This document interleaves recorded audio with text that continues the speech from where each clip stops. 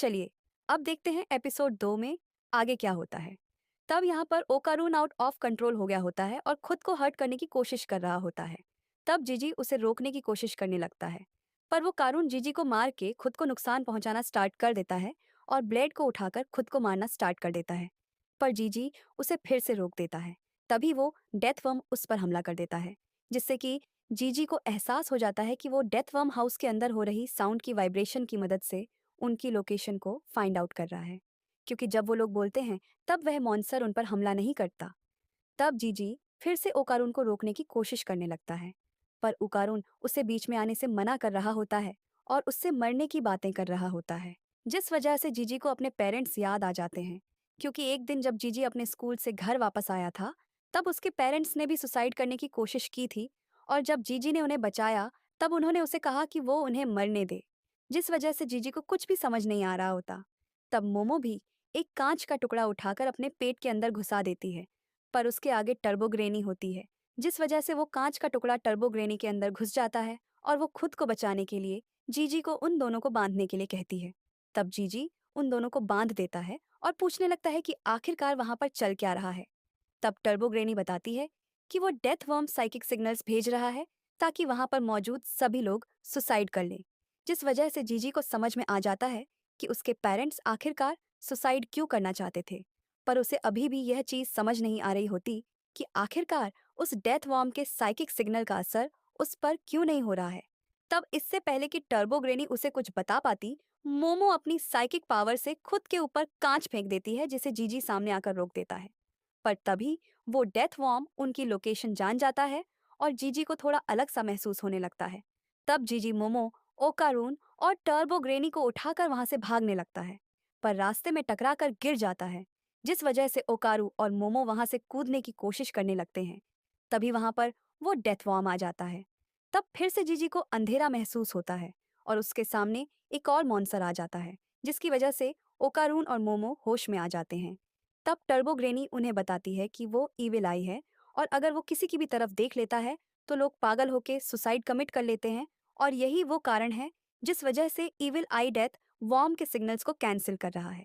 तब मोमो इस बात का फायदा उठाने की बात करने लगती है और ओकारुन को डेथ वॉर्म पर हमला करने के लिए कहती है, जिस वजह से ओकारुन टर्बोगनी की पावर की मदद से डेथ वॉर्म का सिर उड़ा देता है। पर वो डेथ वॉर्म अपने सिर को फिर से रीजनरेट कर लेता है और उन पर हमला कर देता है, जिस वजह से वो लोग वहां से भागने लगते हैं। तब टर्बोग्रेनी सभी को ईविल आई की आंखों से बचने के लिए कहती है। तब जीजी को भी समझ में आ जाता है कि उसके पेरेंट्स ईविल आई की वजह से नहीं मरे हैं, और तभी ईविल आई जीजी के सामने आ जाता है, जिस वजह से जीजी को ईविल आई का पास्ट दिखाई देने लगता है। तब हमें उस विलेज का थोड़े टाइम पहले का सीन दिखाया जाता है, जहां पर ईविल आई एक इंसान के रूप में होता है और वो कुछ बच्चों को खेलता हुआ देखकर यह सोच रहा होता है कि काश वो उनके साथ खेल पाता, क्योंकि उसे एक जगह पर बिना खाने पीने के कैद करके रखा गया होता है ताकि उसे सरपेंट गॉड को बलि के तौर पर दिया जा सके, जिस वजह से उसकी बॉडी काफी ज्यादा कमजोर हो चुकी होती है। तब एक दिन कीटो फैमिली उसकी बलि दे देती है, जहां पर वोल्केनो की वजह से वह पूरी तरह से जलकर राख हो जाता है। पर वो अपने आखिरी टाइम में यह दुआ करता है कि काश वो बाकियों के साथ खेल पाता, जिस वजह से उसकी दुआ कबूल हो जाती है।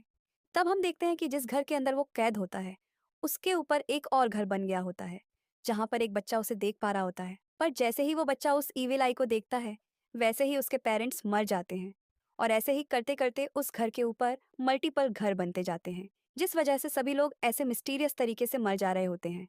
और यह सब कुछ इसलिए हो रहा होता है क्योंकि उस घर के नीचे डेथ वॉर्म रह रहा होता है, जो कि लोगों को मरने पर मजबूर कर रहा होता है। पर इविलाई को कुछ समझ नहीं आ रहा होता और वह तो बस वहां के बच्चों के साथ खेलना चाह रहा होता है। तब वह फिर से कीटो फैमिली की हेड को देखता है और वह एक बच्चे को एक घर के साथ दफना देती है, जिसे बचाने की इविलाई कोशिश करने लगता है। पर बहुत कोशिशों के बावजूद भी वो ज्यादा कुछ कर नहीं पाता, जिस वजह से वह डिसाइड करता है कि वो किसी को भी माफ नहीं करेगा और सबको मार डालेगा।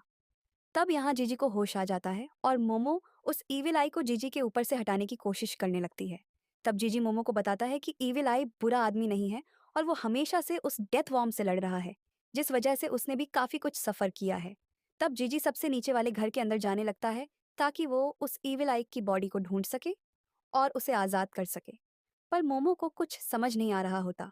तब जीजी ईविल आई की बॉडी तक पहुंच जाता है और टर्बोग्रेनी जीजी को रोकने की कोशिश करने लगती है और उसे बताने लगती है कि ईविल आई अच्छा नहीं है, तो इसलिए उसे उसके प्रति कोई भी सिंपैथी नहीं दिखानी चाहिए। तब जीजी उन्हें बताता है कि वो उनकी तरह ही है, तो इसलिए उन्हें उस पर विश्वास करना चाहिए। तब डेथ वॉर्म उन पर इलेक्ट्रिसिटी से हमला कर देता है और उन्हें एक चिप चिप के लिक्विड के अंदर कैद करने लगता है। तब मोमो टर्बोग्रेनी से पूछने लगती है कि आखिरकार उसका गुड लक कहाँ गया है। तब टर्बोग्रेनी उसे बताती है कि इस टाइम उसका गुड लक दुश्मनों के पास है, जिस वजह से मोमो पागल हो जाती है और यहाँ बेचारा उकारुन अपनी पावर इस्तेमाल करने की वजह से हिल नहीं पा रहा होता।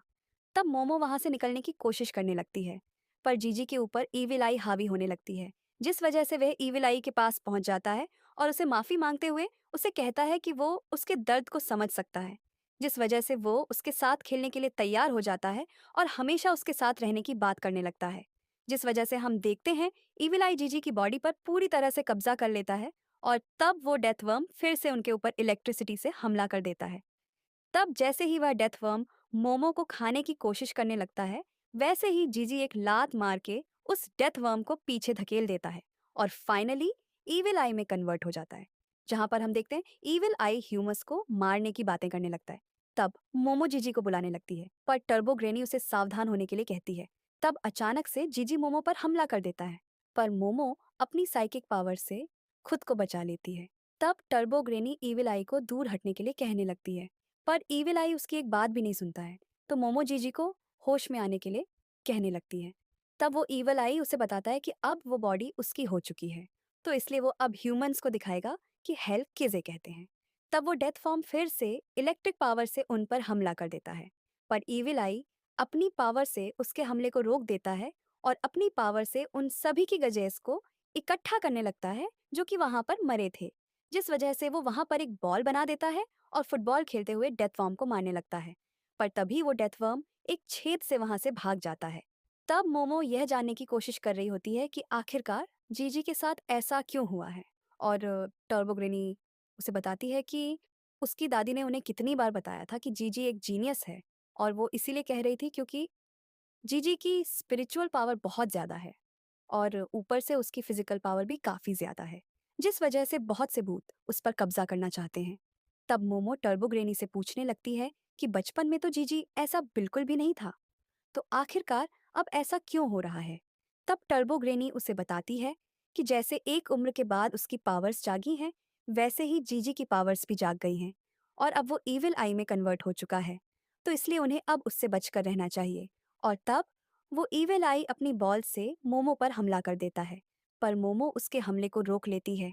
तब ईविल आई मोमो को लात मार के दूर फेंक देता है और फिर से उसके ऊपर उस बॉल से हमला करने लगता है, पर तभी बीच में वो कारून आ जाता है, जिस वजह से उनकी पावर्स का आपस में क्लैश होता है और इसी के साथ यह एपिसोड खत्म हो जाता है। अब नेक्स्ट एपिसोड का लिंक आपके स्क्रीन पर आ रहा होगा, उस पर क्लिक करके अगले एपिसोड को देख सकते हैं।